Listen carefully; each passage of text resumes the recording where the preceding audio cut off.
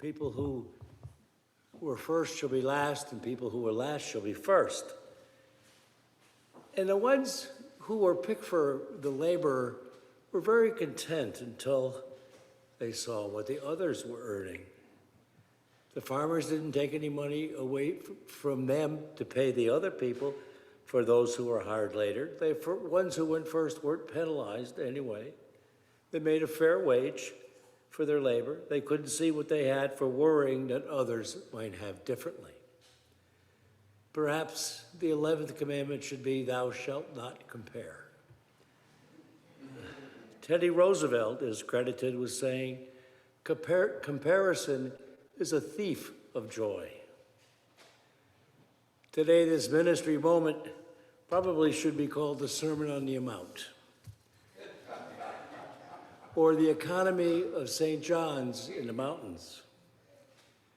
We need anticipated, committed funds in order to pay for supplies, for postage, for your bulletins that you have, for bread and wine and oil for our lamps to make this space sacred.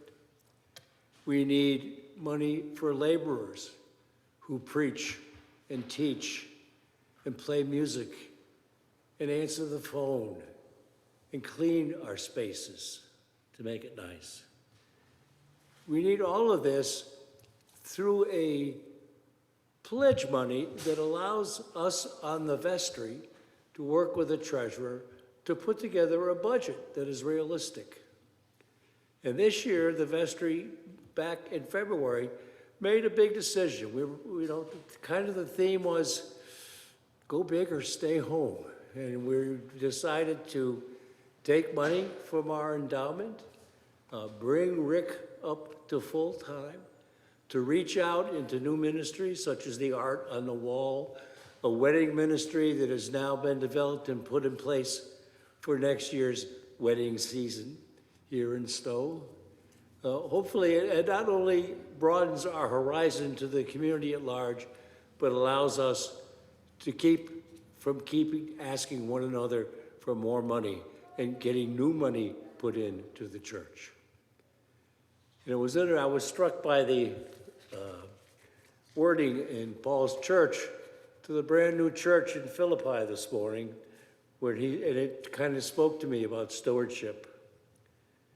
Work out your own salvation with fear and trembling, for it is God who is at work in you, enabling you both to will and to work for his good pleasure.